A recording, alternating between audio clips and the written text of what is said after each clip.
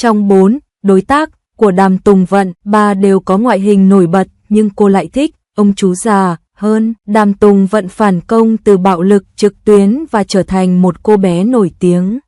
Hầu hết đối tác của cô đều là những chàng trai trẻ đẹp trai, nhưng cô lại thích những bác già hơn, chẳng hạn như làm việc với Ngụy Đại Huân. Cô ấy có kỹ năng diễn xuất xuất sắc, đời sống tình cảm nhẹ nhàng và một tương lai tươi sáng. Này các bạn ơi, hôm nay chúng ta hãy nói về Đàm Tùng Vận đáng yêu nhé. Cô tiên nhỏ này từng bị bạo lực trực tuyến do mới bắt đầu sự nghiệp diễn xuất, nhưng cô đã cố gắng vượt qua những vai diễn thời thơ ấu và trở thành cô bé nổi tiếng như ngày nay. Điều đó thực sự truyền cảm hứng. Ngoài ra, tất cả các bạn tình của cô đều đẹp trai đến mức khiến người ta không khỏi muốn đuổi theo. Như mọi người thường nói khi xem phim của Đàm Tùng Vận, bạn luôn có thể thấy những cậu em trai có ngoại hình tuyệt vời. Tuy nhiên, tại sao cô ấy lại thích hợp tác với những ông chú già hơn? Hãy cùng nhau làm sáng tỏ bí ẩn này nhé. Quá trình tăng trưởng, sự nghiệp diễn xuất của Đàm Tùng Vận không hề thuận buồm xuôi gió. Năm 2015, cô đóng vai trẻ trung trong Tornado Girl, khiến mọi người phải chú ý đến cô bé này. Lúc đó ai có thể ngờ rằng vài năm sau cô lại trở thành con cưng của màn ảnh nhỏ. Màn trình diễn của cô ấy đã dần trưởng thành hơn theo thời gian, điều này thực sự ấn tượng. Sau khi trải qua một số thăng trầm, Đàm Tùng Vận cuối cùng cũng đạt được bước ngoặt của mình, và màn trình diễn của cô ấy trong Under the Blockade đơn giản là tuyệt vời. Như chúng ta đã biết, bộ phim này không chỉ là một bộ phim cổ trang mà còn đẩy cô từ một diễn viên nhỏ lên một sân khấu lớn hơn. Đặc biệt là sự hợp tác với Nhậm Gia Luân, nó chỉ đơn giản là một trận đấu trời cho và tia lửa giữa hai người. Hai người ngay lập tức khiến trái tim khán giả bùng cháy. Nói về Under the Blockade, bộ phim này có thể nói là bước ngoặt của Đàm Tùng Vận, thể hiện hoàn hảo khả năng diễn xuất và sự quyến rũ của cô. Biên tập viên, mỗi lần nhìn thấy cảnh cô ấy và Nhậm Gia Luân giải đường, tôi không khỏi muốn hát cho họ nghe một bài thật ngọt ngào. Màn trình diễn thông minh và dễ thương của Đàm Tùng Vận khiến mọi người không khỏi thở dài. Cô bé này thực sự không phải là người ăn chay. Kể từ đó, sự nổi tiếng của cô ấy tăng vọt và cô ấy đã có được vô số người hâm mộ. Mọi người đều muốn biết màn trình diễn thú vị nào cô ấy sẽ mang đến tiếp theo. Năm 2020, Đàm Tùng Vận thử sức với vai chị trong Lấy Danh Nghĩa Người Nhà và tiếp tục bứt phá bản thân. Bộ phim này tập trung vào cuộc thảo luận chuyên sâu về gia đình và cảm xúc của Đàm Tùng Vận, và sự nỗ lực cải thiện kỹ năng diễn xuất là điều hiển nhiên. Mọi người có thể thấy khía cạnh ngày càng trưởng thành của cô ấy. Rốt cuộc, em gái đã biến thành chị lớn, điều này thực sự thú vị. Thử thách tầm cao mới. Tuy nhiên, điều thú vị là mặc dù Đàm Tùng Vận được bao quanh bởi những chàng trai trẻ đẹp trai như Trương Tân Thành và Bạch Kính Đình, nhưng đối tác của cô lại là một nhân vật cấp chú như Ngụy Đại Huân. Chắc chắn phải có cách nào đó để giải quyết vấn đề này. Bạn có thể thấy là, chẳng phải cô ấy thích đàn ông trẻ tuổi sao? Trên thực tế, sự hợp tác giữa Đàm Tùng Vận và Ngụy Đại Huân thực sự rất lung linh khi cả hai ở bên nhau. Họ luôn có thể tạo ra những tia sáng khiến mọi người bật cười. Hơn nữa, sự ổn định và trưởng thành của chú thực sự đã hỗ trợ rất tốt cho cô ấy. Tôi phải nói rằng sự kết hợp này thực sự rất thú vị.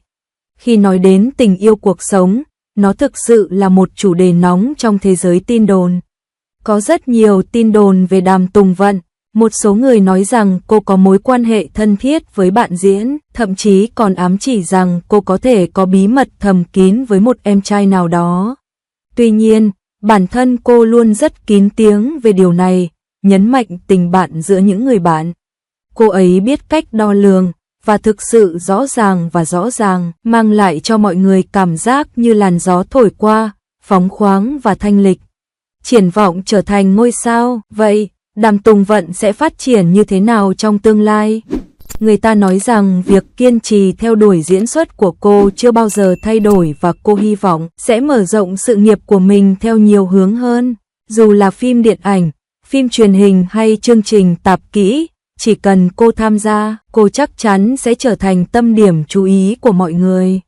Tiềm năng của cô ấy thực sự là vô cùng lớn và chúng tôi mong chờ nhiều điều bất ngờ hơn nữa từ cô ấy. Cuối cùng, đòn phản công của Đàm Tùng Vận cho chúng ta biết rằng chỉ cần chúng ta làm việc chăm chỉ thì sẽ luôn có phần thưởng, và thực lực của cô ấy cũng chứng tỏ địa vị của cô ấy trong làng giải trí. Một cô gái kiên trì như cô ấy sẽ có một tương lai tươi sáng.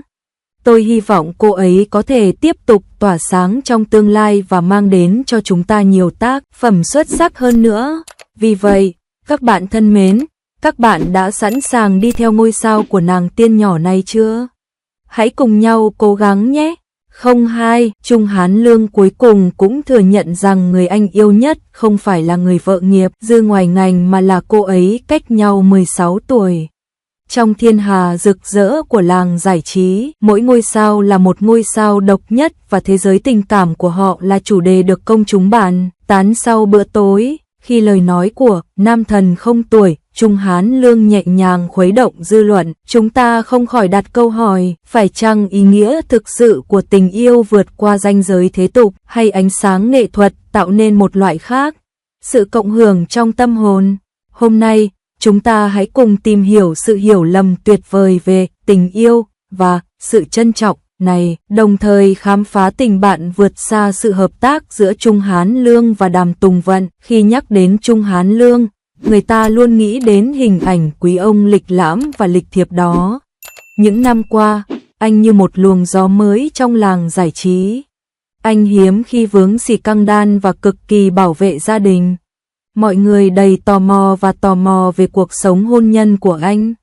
Còn vợ anh, với tư cách là người ngoài, lại càng bí ẩn hơn, như thể cô là chỗ dựa vững chắc đang ẩn nấp ở hậu trường, âm thầm ủng hộ anh. Kiểu kín đáo và bảo vệ này có nghĩa là thế giới bên ngoài biết rất ít về đời sống tình cảm của họ, nhưng nó cũng tạo thêm một chút bí ẩn và tôn trọng.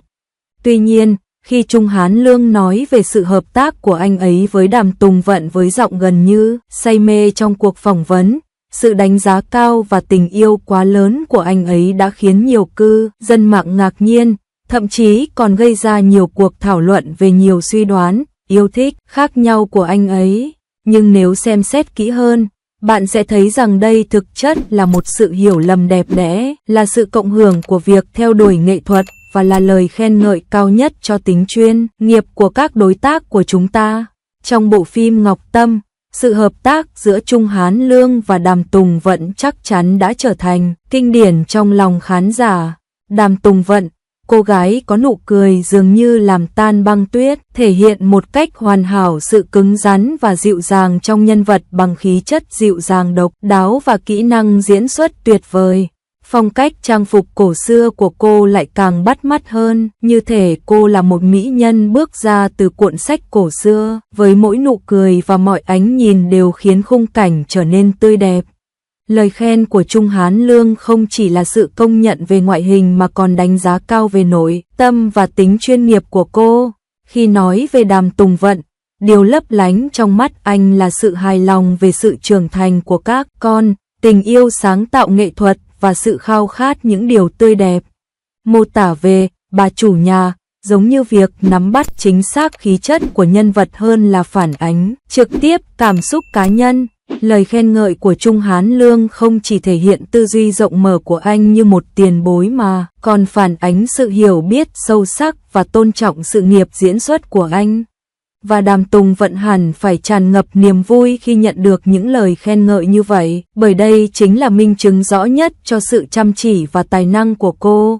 Sự hợp tác ngầm giữa hai diễn viên trong vở kịch không chỉ giúp khán giả thấy được sự sinh động, ba chiều của các nhân vật mà còn khiến chúng ta cảm nhận được tình yêu và sự cống hiến của họ cho sự nghiệp diễn xuất.